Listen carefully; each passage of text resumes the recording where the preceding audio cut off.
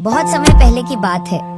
एक बहुत बड़े राज्य के एक कस्बे में एक बूढ़ा व्यक्ति अपने 3 बेटों के साथ रहता था।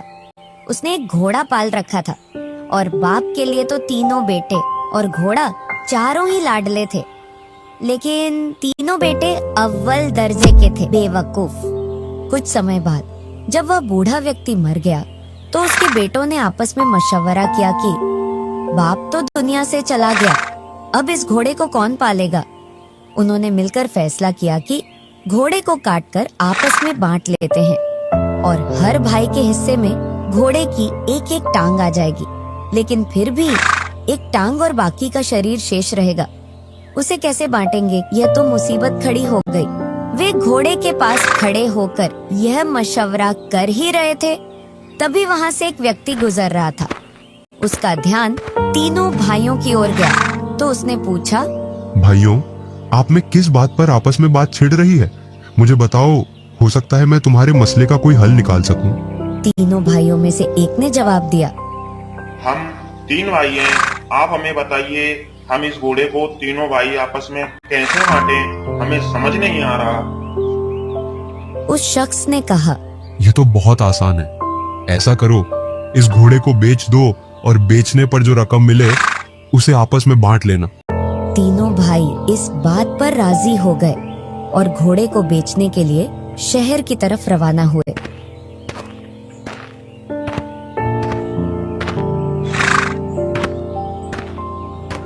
सफर के दौरान वे जंगल से गुजरे तो वहीं उन्हें रात हो गई।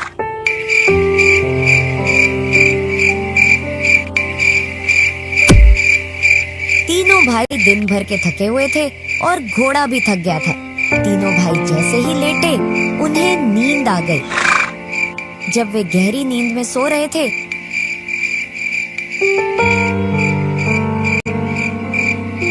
तो रात के एक पहर में वहां से एक चोर गुजरा।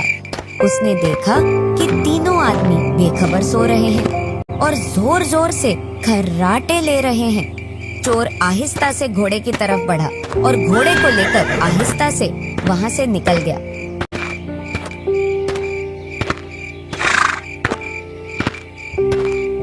थोड़ी देर बाद एक भाई की आंख खुली तो उसने अपने आसपास देखा तो घोड़ा वहां से गायब था। फौरन उसने भाइयों को जगाया और बताया, हमारा घोड़ा चोरी हो गया, कोई हमसे चुरा ले गया। एक भाई ने कहा, सो जाओ, डाकू चंगीलाल चुरा कर ले गया होगा, सुबह देख लेंगे। सुबह जब तीनों भाइयों की आंखें खुली तो वे डाकू चंगीलाल को ढूंढने निकल पड़े। रास्ते में उन्होंने एक ऊंट के पांव के निशान देखे तो उनमें से एक भाई कहने लगा, ये देखो ऊंट के पांव के निशान। दूसरे ने कहा, भाई ये किसी नर ऊंट के पांव के निशान है। और तीसरा बोला, ये ऊंट तो एक आंख से अंधा भी लगता है, ये ऊंट रस्सी तोड़कर भागा होगा। फिर वे तीनों आगे बढ़े। अभी कुछ ही दूर गए थे कि उन्होंने देखा कि एक शख्स परेशान हालत में आ रहा है। उसने पूछा, आप लोगों ने यहाँ किसी ऊंट को देखा क्या? इनमें से एक ने कहा, नर ऊंट, एक आंख से अंधा भी था। तीसरे ने कहा, रस्सी तोड़कर भागा था शायद। वह शख्स कहने लगा, तुम बिल्कुल ठीक कहते हो। अब तुम सभी ये बताओ, ऊंट को कहाँ देखा? हमने ऊंट को नहीं देखा, तुम आगे जाकर तलाश कर लो। इतना सुनते ही वह शख्स बोला, भाइयों, तुम्हारे पास मेरे ऊंट की इतनी सारी जानकारी है और फिर भी तुम इनकार करते हो। भला यह क्या बात हुई? ये हो सकता है तुम लोगों ने ही मेरा ऊंट चुराया हो। चलो महाराज के पास चलते हैं, वही इस बारे में फैसला करेंगे। तीनों भाई और ऊंट का मालिक राजा के दरबार की ओर रवाना हो गए।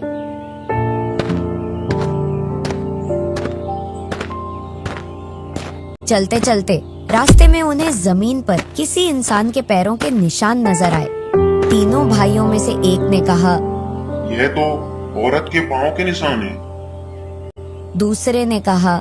ये जरूर घर से किसी की बात से नाराज होकर निकली थी। तीसरे ने कहा।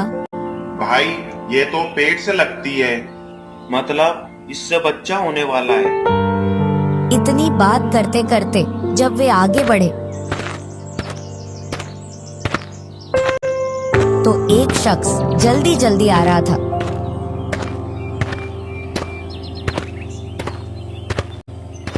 उसने पूछा, भाइयों, रास्ते में तुम लोगों ने किसी औरत को देखा क्या? एक ने कहा। वो जो नाराज होकर घर से निकली थी, मेरे ख्यालों से पेट से भी थी। उसने कहा। हाँ, बिल्कुल दुरुस्त कह रहे हो। तीसरे ने कहा। रात के वक्त घर से भाग आई थी। हाँ हाँ, बिल्कुल ठीक बता रहे हो तुम। यह बताओ, अब कहाँ है वो? तीनों भाइयों ने एक जुबान होकर कहा, हमने तो उसे नहीं देखा, तुम जाकर कहीं और तलाश कर लो। वह शख्स कहने लगा। मैं तुम्हारी कही हुई इस बात पर कैसे यकीन कर लूं? तुम सब कुछ जानते हो और तुम बोल रहे हो कि हमें उसके बारे में कुछ मालूम नहीं। मेरी औरत यकीनन तुम लोगों के पास है। वह भाई कहने लगे। अगर तुम्हें हम पर शक है और हमारी बात पर यकीन नहीं हो रहा हो तो आओ हमारे साथ और राजा के पास चलो, भाई इस मामले का कोई फैसला कर सकेंगे। अब वह शख्स भी इनके साथ चल पड़ा।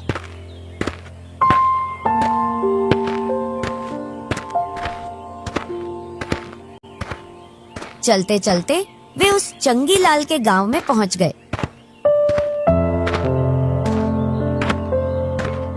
अचानक चंगीलाल किसी काम से उधर से आ रहा था। तभी वह भाई कहने लगे। कल रात तुम हमारा जंगल से घोड़ा ले आए थे, वह घोड़ा हमें वापिस कर दो। चंगीलाल कहने लगा। मैं तो कल रात से ही अपने घर पर हूँ। तुम लोग पागल हो, अजनबी हो। भला मैं कैसे तुम्हारा घोड़ा चुरा सकता हूँ? वे भाई कहने लगे। अगर तुम इनकार करते हो तो चलो हमारे साथ राजा के पास, वही फैसला करेंगे। इतना सब कहकर वे सभी राजा के दरबार की ओर चल देते हैं।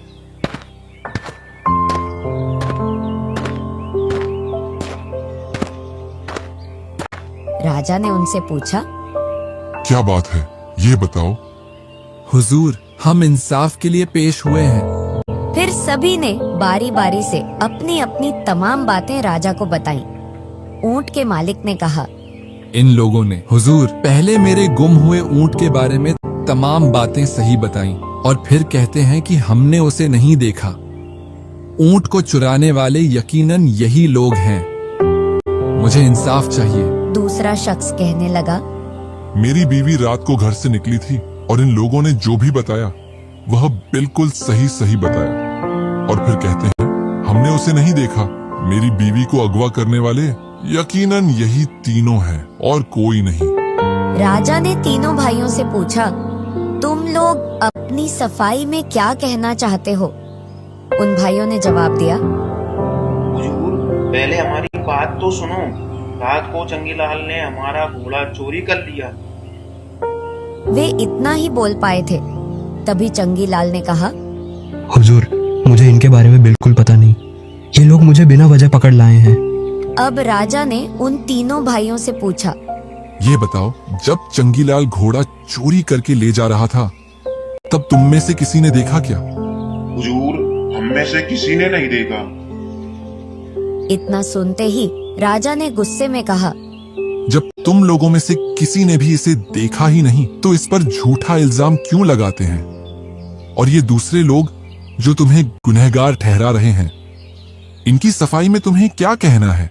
उन तीनों बेवकूफ भाइयों ने कहा।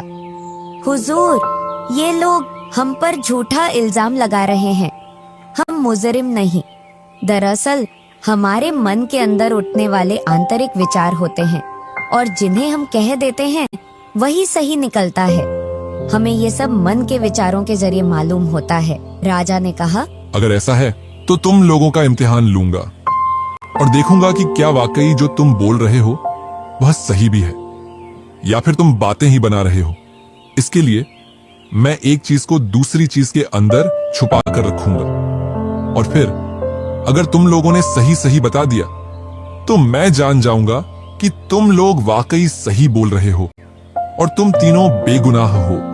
फिर राजा ने एक टमाटर मंगवाया और एक केटली में बंद करवा दिया और उनसे पूछने लगा, बताओ इस केटली के अंदर क्या चीज है? वे तीनों भाई एक दूसरे की ओर देखने लगे। सबसे बड़े भाई ने कहा, कोई गोल गोल सी चीज है। दूसरे भाई ने कहा, क्यों नहीं कहते सीधा सीधा इस केटली के अंदर टमाटर है। अब राजा को यकीन हो गया कि ये तीनों भाई सच्चे हैं और ये जो भी जानते हैं वो सही बोल रहे हैं। राजा ने चंगीलाल से कहा, इन भाइयों का घोड़ा वापस कर दो या फिर उसकी कीमत अदा करो। और दूसरों से कहा, जाओ तुम अपना ऊंट और बीवी को तलाश करो, क्योंकि ये तीनों भाई वाकई सही बोल रहे हैं। चंगीलाल से घोड़े की कीमत वसूल करके वो तीनों भाई खुशी खुशी अपने घर की ओर लौट आते हैं।